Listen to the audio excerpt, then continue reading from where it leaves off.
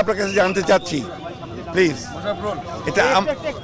এটা আমার অফিস, বিএনপির কেন্দ্রীয় অফিস। আপনাদের কাছে এটা অফিস, বাট আমার কাছে এই মুহূর্তে এটা হচ্ছে ক্রাইম সিন। ঠিক আছে, আপনি declare it as a crime scene, declare করেন। আমি অবশ্যই এটাকে প্লেস অফ অকারেন্স ধরেছি এবং এই প্লেস অফ অকারেন্সে কালকে পর্যাপ্ত সংখ্যক বোমা নিক্ষেপ করা হয়েছে আমাদের সদস্যদের লক্ষ্য করে। কাজে এইটা এখন এই মুহূর্তে আমাদের কাছে প্লেস অফ অকারেন্স হিসেবে এটা আমাদের জিম্মায়। আমি জানতে চাচ্ছি, আপনি সেটা উত্তর দিচ্ছেন না, আপনি সেই উত্তরটা দিচ্ছেন, আমি যেটা জানতে চাচ্ছি। আমি তাহলে এখন এখানে যাওয়ার জন্য আপনাদের দিক থেকে কোনো অনুমতি নাই আমার কাজ শেষ না হওয়া পর্যন্ত কাউকেই আমরা আমি যেটা জানতে চাই প্লিজ সেটা উত্তর দেন আমাকে। কারণ আমি এখন এখানে যেতে পারবো না। আমাদের কাজ শেষ না হওয়া পর্যন্ত সেটা স্ট্রেট বলেন যে আমাদের কাজ শেষ হয়নি, আপনি এখন যেতে পারবেন না। আমাদের ক্রাইম সিনের কাজ শেষ না হওয়া পর্যন্ত আমি কিন্তু আপনার কাছে যেতে প্লিজ, আপনি আমাকে, আপনি যেমন বলছেন আপনি একজন সিনিয়র মানুষ, আমি আপনাকে চিনি, সিনিয়র মানুষ বলেই তো বলছি। আমি আমার দায়িত্ব, মাই অফিস। আপনি যদি বলেন আমি যেতে পারবো না, আপনি সেটা বলে দেন। আপনার কাছে এটি আপনার অফিস হতে পারে, বাট এই মুহূর্তে আমার কাছে হতে পারে মানে আমার অফিস তো আপনি জানেন। ইউআর এ প্লিজ, এই থামো। It is a response, you're a responsible. কি বলেন আপনি একজন রেসপন্সিবল পুলিশ অফিসার। আমি আপনাকে জানতে চাচ্ছি যে আমার কেন্দ্রীয় অফিস এটা বিএনপি। শেষ করি আমার প্রশ্নটা। আমি এখানে এখন যেতে পারবো কি পারবো না? আমার প্রশ্নটা, আপনার প্রশ্নটা আমি বুঝতে পেরেছি, বাট এই মুহূর্তে গতকালকে রাতে আমাদের বা বিকেলবেলা আমাদের পুলিশ সদস্যদের লক্ষ্য করে যেইভাবে বোমা নিক্ষেপ করা হয়েছে এবং পরবর্তীতে সেখানে অভিযান পরিচালনা করে যেই পরিমাণ ককটেল বোমা বা অন্যান্য দ্রব্য উদ্ধার করা হয়েছে, তো সেটি এই মুহূর্তে আমাদের একটি ঘটনাস্থল, যেটাকে আমরা বলি আমাদের আইনের ভাষায় বলি প্লেস অফ অকারেন্স।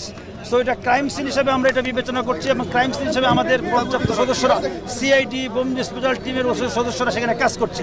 সো এই মুহূর্তে কেউ সেখানে আমি স্পেসিফিক জানতে চাচ্ছি আমি এখানে যেতে পারবো কিনা। আপনি আমার সাথে উত্তেজিত হবেন না। না, উত্তেজিত আমি নই, আপনি বুঝতে পারছেন না।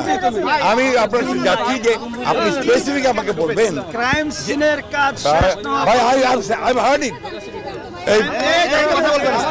আমি এটা শুনেছি, কিন্তু আপনি আমাকে শুধু এইটুকু বলবেন। আমি অত্যন্ত অত্যন্ত বিনয়ের সঙ্গে বলবো, ক্রাইম সিনের কাজ শেষ না হওয়া পর্যন্ত এইখানে কেউ অ্যালাউড না, nobody is allowed to go. ঠিক আছে, শুনেন এখানে আপনার, আমি যেটা জানতে চাইছি আপনার কাছে, আমি তো কেউ না, আমি একজন বিশিষ্ট এই দলের মহাসচিব। এটা আমার অফিস, কেন্দ্রীয় অফিস, এটা আমাদের প্রপার্টি।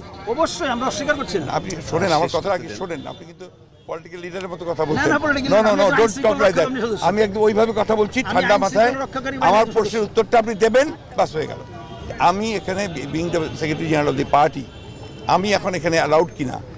আমাদের ক্রাইম সিনের কাজ শেষ না হওয়া পর্যন্ত nobody is allowed to enter into the party. Fine, that's all. Thank you very much. Thank you very much. এখন আপনারা শুনেন, আর জানেন স্যার একটু এদিকে স্যার আলমগীর ভাই, আপনারা বুঝতে পেরেছেন যে I was not allowed। আমাকে, আমি পার্টির মহাসচিব, আমাকে আমার পার্টি অফিসে যেতে দেওয়া হলো না এবং তারা যে কথাগুলো বলছে সর্বত্র মিথ্যা। আমাদের ওখানে কোনো আপনার বিস্ফোরক ছিল না, নাথিং ওয়াজ দেয়ার, এবং তারা নিজেরা ক্যারি করেছে কালকে রাত্রে ব্যাগে করে। আপনারা সেগুলো দেখেছেন করে। এখন তারা বলছে সব কিছু তারা দিয়েছে, আপনার কোনো বোমা মাত্র মারা নেই, কোথাও কেউ করে নেই, না, নবডি ডিড ইট।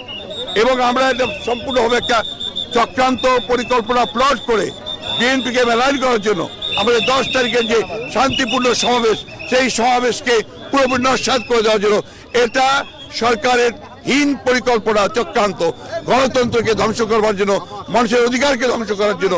আমার রাজনৈতিক দল হিসেবে আমার নিজের অফিসে যাওয়ার যদি আমি দিতে না পারি, তাহলে কি করে একজন রাজনৈতিক দলের নেতারা কর্মীরা তারা কাজ করবে? একটা লিবারাল ডেমোক্রেটিক পার্টি, তার সাংবিধানিক অধিকার হচ্ছে যে সে তার স্বাভাবিক রাজনৈতিক কর্মকাণ্ড পরিচালনা করবে।